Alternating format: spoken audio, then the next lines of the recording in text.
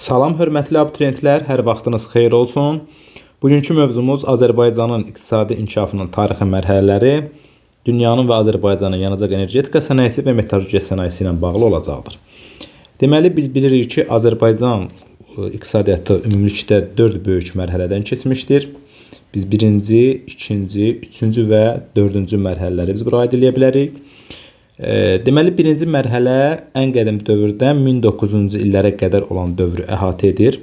Biz bilirik ki, bu dövrdə Azərbaycanda sənaye sahələri demək olar ki, inkişaf etməmişdir. Azərbaycan monokultur ölkə olmuşdur və ölkə əsasən aqrar sənaye, yəni aqrar sahə üzərində dayanmışdı. Kənd təsərrüfatı xüsusi mülkiyyətdə cəmlənmişdir. Yüngül və qida sənayesi qismən inkişaf etmişdir. Xarici ölkələrə neft, yun, ipək, parça, xalça, kürü kimi məhsullar ixrac olunurdu. Amma ölkənin iqtisadiyyatının ən əsas sahəsini aqrar, yəni kənd təsərrüfatı sahəsi əhatə edirdi. Ona görə də yadda saxlayaq ki, biz 1-ci mərhələdə Azərbaycanı aqrar ölkə adlandıracağıq. 2-ci mərhələ yadda saxlayaq ki, 1900-cü ildən 1940-cı illərə qədər olan dövrü əhatə edəcəkdir. Bu mərhələdə neft hasilatında dünya liderlərindən birinə çevrilir Azərbaycan. Yəni artıq bu mərhələdə neft ixracı genişlənir. Neft maşın qayırması inkişaf edir və Azərbaycanda neft sənayesinin inkişaf etməsi Azərbaycanı aqrar ölkədən aqrar sənaye ölkəsinə çevirir. Yəni yadda saxlayaq ki, 2-ci mərhələ artıq aqrar sənaye mərhələsi adlanacaq. Bir daha qeyd edirək, 1-ci mərhələdə ölkənin iqtisadiyyatında əsasən kənd təsərrüfatı üstün sahə tutduğu üçün 1-ci mərhələdə biz aqrar sahə, 2-ci mərhələdə isə sənaye sahələrinin də sürətli inkişafı Azərbaycanı aqrar sənaye ölkəsinə çevrildi. 3-cü mərhələyə biz baxsaq, 1940-cı ildən 1990-cı illərə qədər olan dövrü əhatə edir. Artıq bu illərdə neft sənayesindən yanaşı həmçinin digər qeyri-neft sahələri inkişaf etməyə başladı. Məsələn, biz buna Gəncədə alüminium zavodu, Sumqayıtda boru-prokot zavodu, Mingəçevir su elektrik stansiyasının fəaliyyətə başlaması, neft maşın qayırmasının əsasının qoyulması Azərbaycanda artıq sənaye sahələrinin inkişafına təkan verdi və artıq sənaye sahələri öz üstünlüyünü göstərməyə başladı. Biz bilirik ki, 4-cü mərhələ artıq 1990-cı ildən müasir dövrümüzə qədər olan mərhələdir. Deməli, yadda saxlayaq ki, bu mərhələdə artıq Azərbaycan bilirik ki, biz 90-cı illərdə müharibə şəraitində olmuşdur.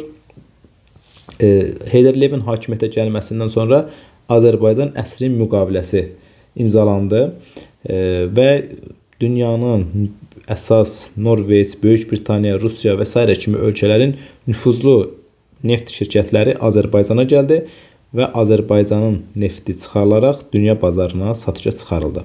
Və bu da Azərbaycan iqtisadiyyatında mühüm rol oynamağa başladı. Həmçinin bu dövr, yəni müasir dövr Azərbaycanın ən inkişaf etmiş mərhələsidir.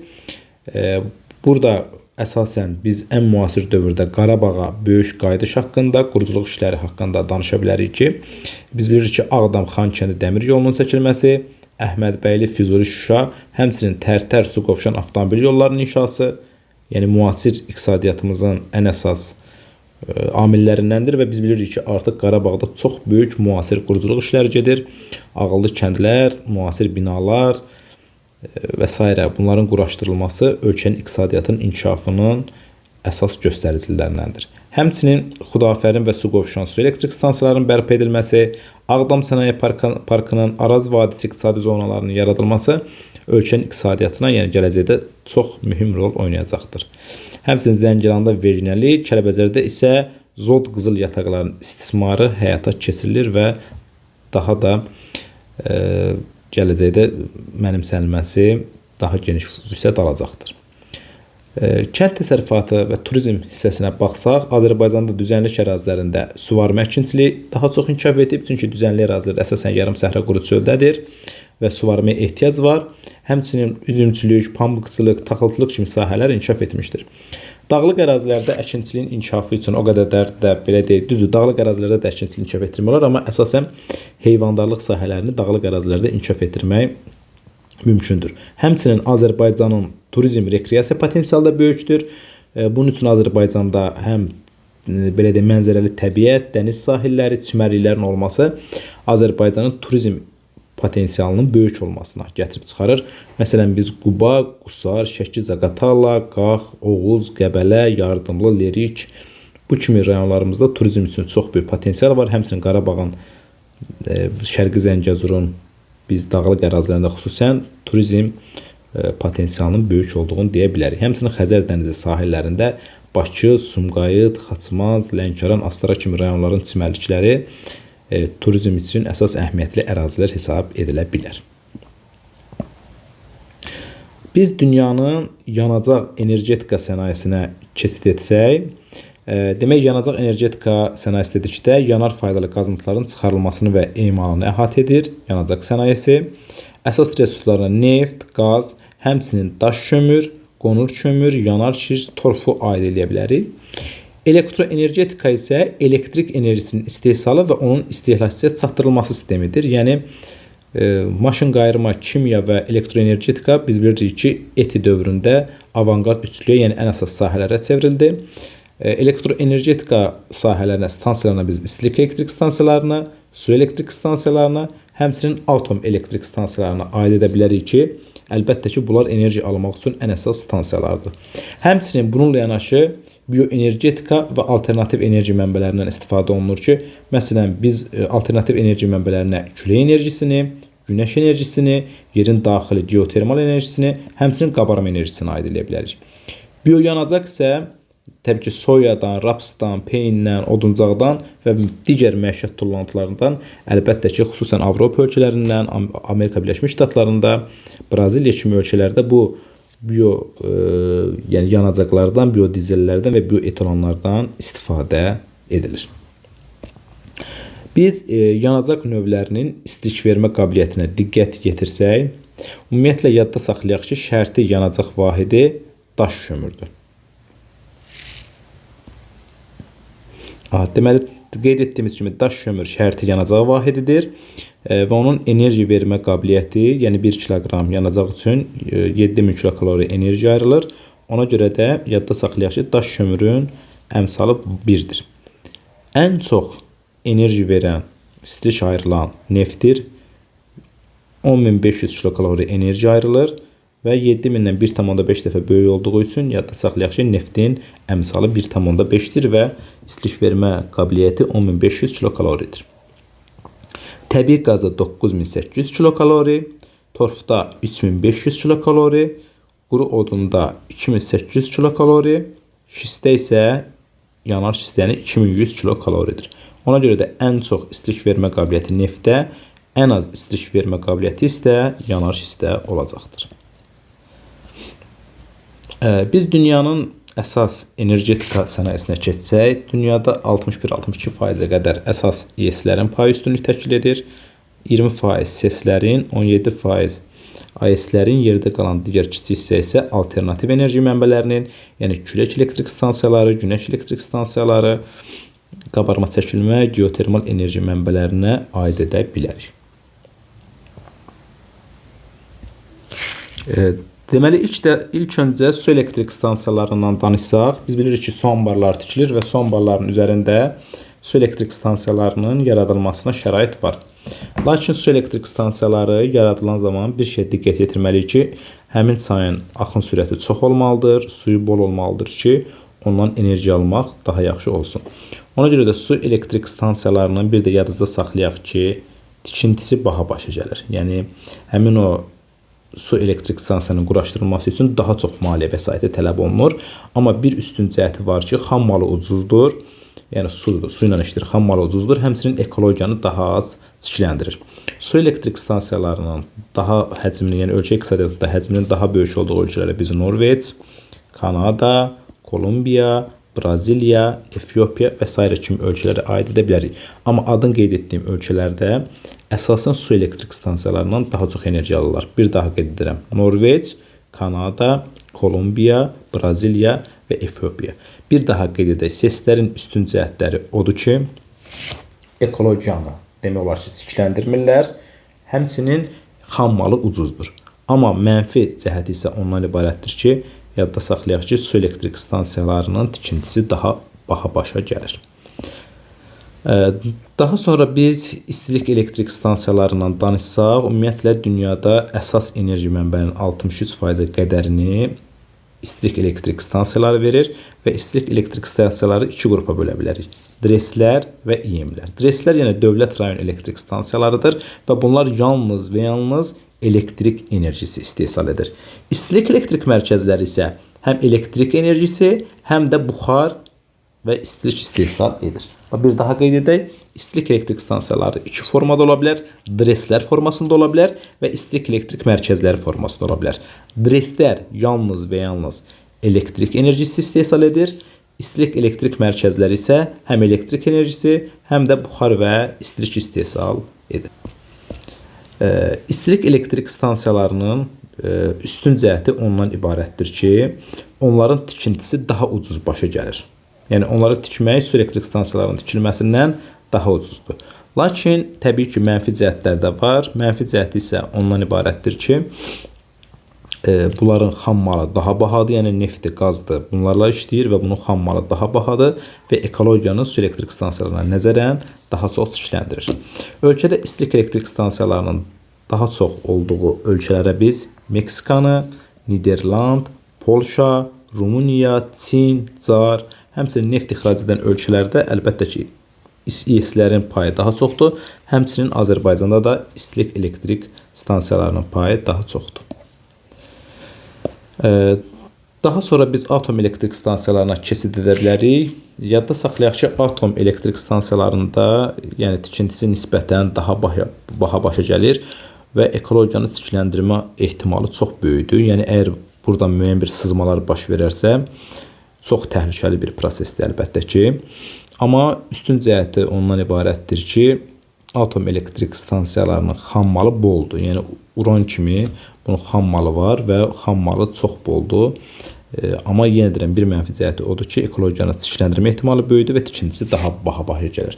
Və atom elektrik stansiyalarının ən geniş yayıldığı ölkələrə, yəni belə deyək də, ölkənin balansında AES-lərin payının daha üstün olduğu ölkələrə biz Fransanı, Belçikanı və Cənubi Koreyanı aid edə bilərik.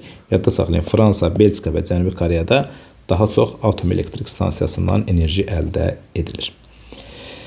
Biz həmçinin qabarma elektrik stansiyalarından danışa bilərik ki, bunlar qeyri-ənənəvi enerji mənbələridir, alternativ enerji mənbələridir və qabarma biz bilirik ki, günəşin və ayın təsiri ilə baş verir, cazibə qüvvəsi nəticəsində baş verir, sular irəli çəkilir, buna deyirik qabarma, sonra geri qayıdır, buna biz deyirik çəkilmə. Əlbəttə ki, bu zaman qabarma elektrik stansiyaları tikilir. Biz bilirik ki, dünyada ən böyük qabarma Fandi 18 metr, həmçinin Men körfəzi ətrafında baş verir. Həmçinin Lamaş boğazı ətrafında, Ağdəniz ətrafında biz qabarmanın daha böyük olduğunu görə bilərik. Ona görə də yadda saxlayaq ki, Kanada, Rusiya, İngiltərə, Fransa kimi ölkələr daha çox qabarma elektrik enerjisindən istifadə edir. Geotermal enerji mənbələrinə keçid etsək, geotermal enerji mənbələri əlbəttə ki, yerin daxili enerjisi xüsusilə qeyzerlərdən istifadə edərək enerji əldə edilir. Geotermal enerji mənbələrindən daha çox istifadə edən ölkələrə biz İslandiyanı, geosinxron zona, ABŞ, Meksikanı, Rusiyanı, Yaponiyanı, İndoneziyanı, həmçinin Yeni Zelandiyanı nümunə göstərə bilərik ki, bu ərazilərdə əsasən qeyzerlər çıxarılır, yəni daha doğrusu qeyzerlərdən enerji alınır ki, bu zaman geotermal elektrik enerjisi əldə edilir. Həmçinin biz alternativ enerji mənbələrindən, yəni qeyri-ənənəvi enerji mənbələrindən danışsaq, biz külək elektrik stansiyalarından bir daha danışa bilərik ki, işləməsi üçün ən maksimum sürət, minimal sürət daha doğrusu 4,5 metr bölünsün saniyə olmalıdır və külək elektrik stansiyalarının ən geniş yayıldığı ölkələrə Danimarka və Niderlanda aid edə bilərik. Günəş elektrik stansiyaları yadda saxlayaq ki, əsasən günəş şüalarının düşmə bucağının böyük olduğu ərazilərdə, günəşli saatları miqdarının çox olduğu ərazilərdə quraşdırılması məqsədə uyğundur və günəş elektrik stansiyalarında ən geniş yayıldığı ölkələrə biz Çin, Yaponiya, İtaliya, İspaniya, İsrail, Yunanistan, Misir, Türkiyə kimi ölkələri aid edə bilərik ki, bu ölkələrdə günəş elektrik stansiyalarından daha çox istifadə olunur. Qabarma geotermaldan isə biz İslandiya, Kamçatka, Fransa, Kanada, Çin kimi ölkələrdə qabarmanın, İslandiya və Kamçatkada, həmçinin Yeni Zelandiya kimi ölkələrdə isə geotermal enerji mənbələrinin geniş yayıldığını görə bilərik. Biz bayaq da qeyd etdiyimiz kimi bitki və heyvan qalıqlarından da əlbəttə ki bioyanacaq əldə edilə bilər. Bioetanol qlobal istehsalın 45%-in Braziliyada şəkər qamışından bioetanol alınır, ABŞ-da isə qarğıdalıdan. Həmçinin biodizeldən biz danışa bilərik. Avropada raps və günəbaxandan, ABŞ-da soyadan, Kanadada kanoladan, İndoneziya palma yağından əlbəttə ki biodizel əldə edilir. Və hətta Niderland ərazisində və digər Avropa ölkələrində bundan çox geniş formada istifadə edilir. Bioqaz bu da əsasən ən çox Danimarka, İsveç kimi ölkələrdə daha çoxdur və Danimarkanın da İsveçdə bəzi avtobuslar var ki, onlar bioqazla çalışır. Biz metallurgiya sənayesindən danışsaq, biz bilirik ki, metallurgiya qara və əlvan olmaqla iki qrupa bölünür. İlk öncə biz qara metallurgiya haqqında danışsaq, qara metallurgiya əsasən dəmirin çıxarılması, saflaşdırılması, çuğunun poladın əridilməsi və prokata çevrilməsindən ibarətdir. Əlbəttə ki, bununla yanaşı həmçinin xromdur, manqandır. Biz əlbəttə ki, bunları da qara metallurgiya sahələrinə aid edə bilərik. Baxın, gördüyünüz kimi ekoloji təcavüz siyasəti, yəni inkişaf etmiş ölkələr ekoloji cəhətdən çirkli sənaye sahələrini inkişaf etməkdə olan ölkələrə xüsusən Çin ərazisində yerləşdirirlər. Ona görə də yadda saxlayaq ki, qara metallurgiya sənayesi əsasən son illərdə inkişaf etməkdə olan ölkələrdə daha çox inkişaf edir, burada yerləşdirilir. Azərbaycanda biz qara metallurgiya sahəsindən danışsaq, demək ölkəmizdə neft-qaz sənayesinin tələbatı ilə sıx əlaqədar yaradılmışdır və Azərbaycanda əsas iki mərkəz, bir Gəncə Daşkəsən, həmçinin Abşeronda metallurgiya bazaları mövcuddur ki, burada da polad kombinatlarından istifadə olunan domba pesləri bentolit gilindən hazırlanır ki, bu da Qazaxda bentolit gili yerləşir və əlbəttə ki, donma pesləri, metalların əridilməsi üçün yaradılan peşlər əsasən bu bentolit gilindən hazırlanır. Deməli, biz metalların çıxarılmasının və son məhsulun alınmasına qədər olan mərhələlərə baxsaq, ilk öncə hər hansı bir qara və yaxud da məsələn əlvan metal çıxarılır və ikinci mərhələdə o saflaşdırılır, yəni konsentrant alınır. Tutaq ki, biz bilirik ki, suxurlar, belə deyil, daha doğrusu metallar birbaşa yer səthinə çıxmır. Onlar suxurun tərkibindən çıxır. İlk öncə onları suxurdan ayırıb saflaşdırmaq, yəni konsentrantın alınması vacibdir. Üçüncü mərhələdə metalın əridilməsi, yəni metallar əridilir və tutaq ki, dəmir çuğuna, daha sonra isə polada çevrilir. Bundan sonra isə onlardan hazır prokat məhsulları, borular, reslər, tənəkələr istehsal olunur ki, bunlar yadda saxlayaq ki, filizin çıxarılmasından tam son məhsulun alınmasına qədər olan proseslərdir. Deməli, biz əlvan metalları müxtəlif qruplara bölə bilərik. Məsələn, bunlara biz ağır metallar, mis, qalay, qurğuşun, sink, nikel kimi metallar əlbəttə ki, ağır metaldır. Alüminium, maqnezium, titan kimi metallar yüngül metaldır. Uran, germanium nadir tapılan metallardır. Wolfram, molibden bunlar çətin əriyən metallardır. Qızıl, gümüş, platin kimi isə təbii sərvətlər əlbəttə ki, qiymətli metallardır. Alüminium sənayesindən biz danışsaq, ümumiyyətlə yadda saxlayaq ki, alüminium sənayesi alunit plus boksit plus nefilin. Bu üç birləşmənin əridilməsindən, birləşməsindən alüminium əldə edilir və Azərbaycanda da Sumqayıtda və Gəncədə, həmçinin Bakı şəhərində alüminium zavodları fəaliyyət göstərir. Gəncənin detal zavodu, demək Daşkəsənin zəylik alunit yatağının xam malı əsasında fəaliyyət göstərir. Ovuntu metallurgiyasına keçdikdə Azərbaycan metallurgiyasının sənayesinin ən gənc və perspektivli sahəsidir. Müxtəlif metal və qeyri-metal ovuntuların qarışığından xüsusi texnologiyalar vasitəsilə yüksək keyfiyyətli sənaye məhsulları hazırlanır ki, bu da Azərbaycanda qeyd eləyək ki, yəni metallurgiyanın inkişafında ən müasir metallurgiya sahəsi hesab eləyə bilərik. Polad istehsalına gəldikdə biz bilirik ki, polad əlbəttə ki, dəmirin əridilməsi nəticəsində alınır. Biz Çin və ABŞ-dan danışsaq, bunlar həm daxili yataqlar, həm də idxal hesabına polad istehsalını inkişaf etdirirlər. Yaponiya və Qərbi Avropada biz bilirik ki, bu cür təbii ehtiyat, yəni dəmir ehtiyatları zəif olduğu üçün tamamilə ixal xammal hesabına polad sənayesini inkişaf etdirirlər. Hindistan, Rusiya, Kanada, Braziliya kimi ölkələr isə yerli zəngin xammalları əsasında bu sənayeni inkişaf etdirirlər.